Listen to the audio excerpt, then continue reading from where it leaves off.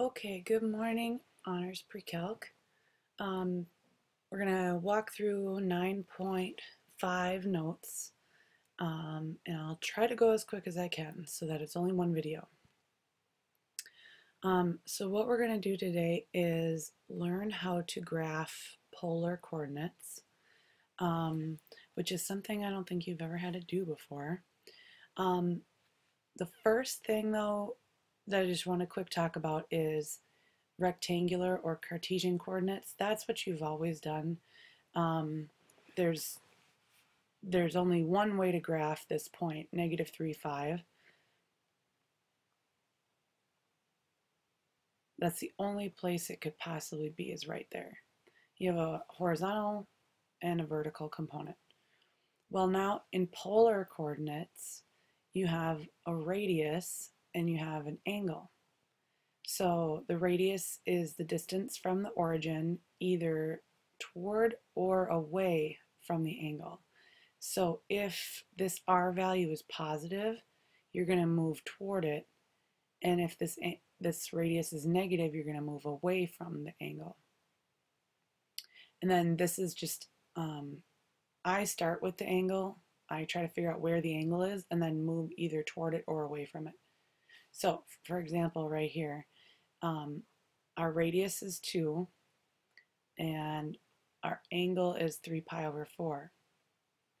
Now each ring represents, like this ring right here would be a radius of 1, that's a radius of 2, out here's a radius of 3, etc. Also, just so you know too, like in my notes, this polar graph isn't super awesome. I'm intending this to be 30 degrees, 45 degrees, 60 degrees, but they're not spaced correctly. So I just wanted to let you know that, like the just 30 degrees, that difference is 30, whereas this difference is technically 15, but they look the same, you know? But hopefully that doesn't bother you too much. Okay, so anyway, we would figure out where 3 pi over 4 is. 3 pi over 4 would be right here.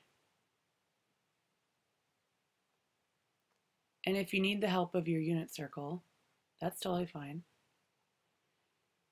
Okay, so that's where 3 pi over, oh, I have that wrong. Oh, goodness.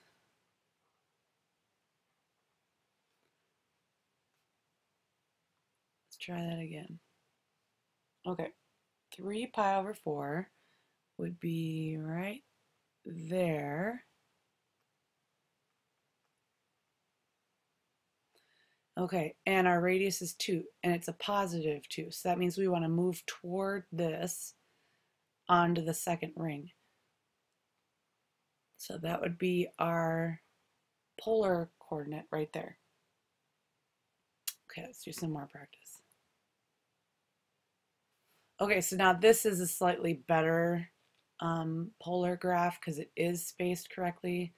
That is 30 degrees, 45 degrees, 60 degrees, etc. Okay, so we're going to just do some more practice on graphing. Okay, let's start with A. 2, 120 degrees. So our radius is 2, our angle is 120 degrees. Find 120 degrees, which would be right here. And we want to move toward it on the second ring. So here's the first ring, there's the second ring. So that's letter A. Okay, letter B, our radius is 4. Our angle is negative 90 degrees.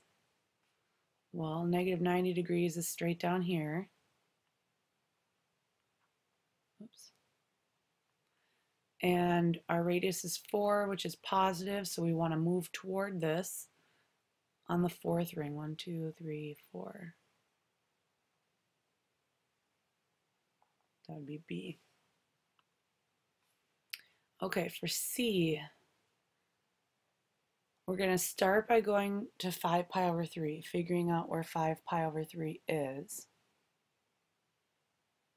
And we want to move away from that angle. So 5 pi over 3 would be right here.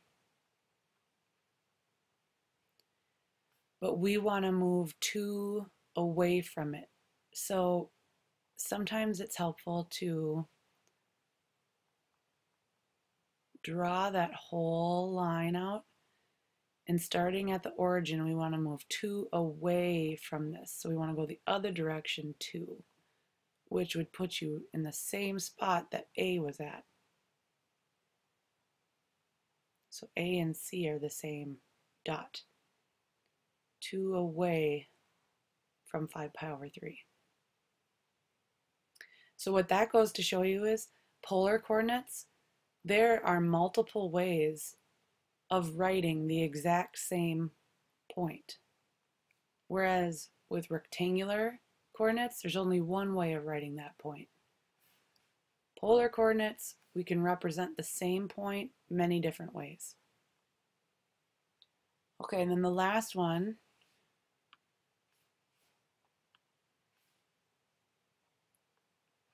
okay, 7 pi over 6, figure out where 7 pi over 6 would be. It'd be this angle right here, and we want to move 3 away from it. So we want to move this direction, 1, 2, 3, away from 7 pi over 6. Okay, so you're finding the angle first and then moving either toward it or away from it. Okay, so like I said before, there's multiple ways of writing the exact same point. So polar coordinates are not unique. There's multiple ways of writing them. Here's just some things to remember, kind of already talked about it. So let's practice writing it multiple different ways. Here's our first point. So if we went to negative pi over 3, negative pi over 3 would be down here. And I'm supposed to go 1 away from it. So 1 away from this would be right here. Okay, now let's think of another way of writing that point. Well, what angle is this up here? That's 2 pi over 3. And do you see how I moved toward it? So I could say my angle is 2 pi over 3, but I moved 1 toward it, so it'd be a positive 1. Another way I could write it is, instead of calling this negative pi over 3, what would be its positive version to get you down here? That positive version would be 5 pi over 3. And again, I'm moving away from it.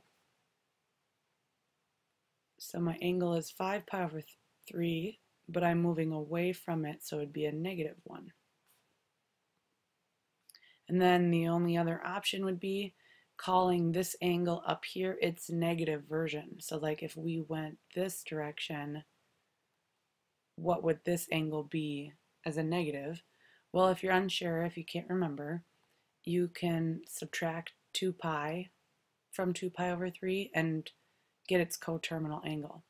And when you do that, it would be a negative 4 pi over 3.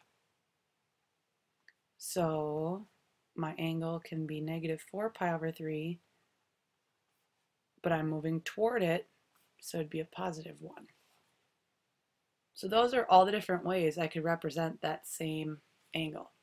And you'll be asked to do that on your homework. Okay, I'm going to skip that for now. Okay, converting from one form to the other. So this form is very easy to do. These are the two formulas you need to know. If I want to convert from polar into rectangular, when I start with polar, I have a radius and I have a theta. If I want rectangular, that's x and y. So I'm just going to follow these formulas. x is r cosine theta. So 4 cosine 2 pi over 3. Okay, well, you can type that in your calculator and or use your unit circle, go to 2 pi over 3. Cosine is negative 1/2, so I'd have 4 times negative 1/2. So my x coordinate would be negative 2. And then use the y formula, r sine theta, which is 2 pi over 3. So go to 2 pi over 3 on your unit circle and look at what sine is. Sine is root 3 over 2. If I reduce that, I'll have 2 root 3. So my rectangular coordinates would be negative 2 comma 2 root 3. Okay. So again, if we were to convert A into rectangular form, that's your r. This is theta. So r cosine theta would give you the x coordinate, and r sine theta would give you the y coordinate. R is negative 5. Theta is pi.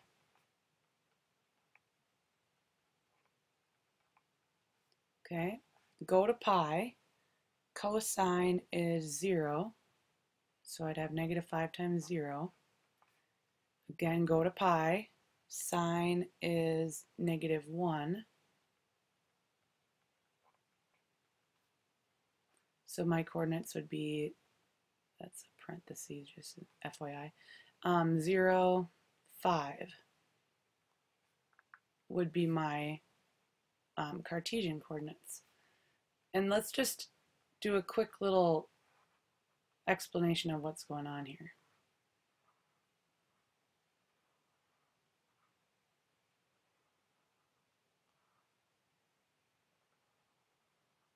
Okay, so in polar, my angle is pi, so I'd be over here, and I'm supposed to go 5 away from pi, so I would go this direction, 1, 2, 3, 4, 5, and that would put me right here.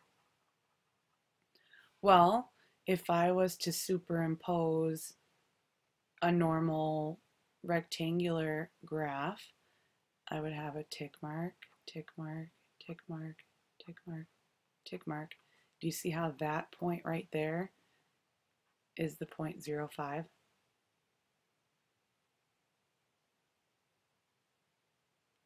Wait a minute. Okay, nope, I made a mistake. Because that's definitely 50. So what I made a mistake was up here. Cosine of pi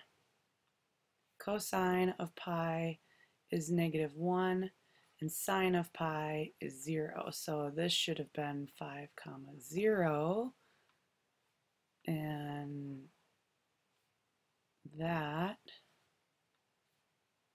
is 5, 0. Sorry, I'm not feeling all that great, so sorry I made the mistake. I'm going to have to record a second part of this video because I'm running out of time, but you're going to want to watch the second part of the video because that's how you're going to convert from rectangular to polar, so the other direction, and that's just a little bit more involved. So watch the next video. It'll be short though. Okay?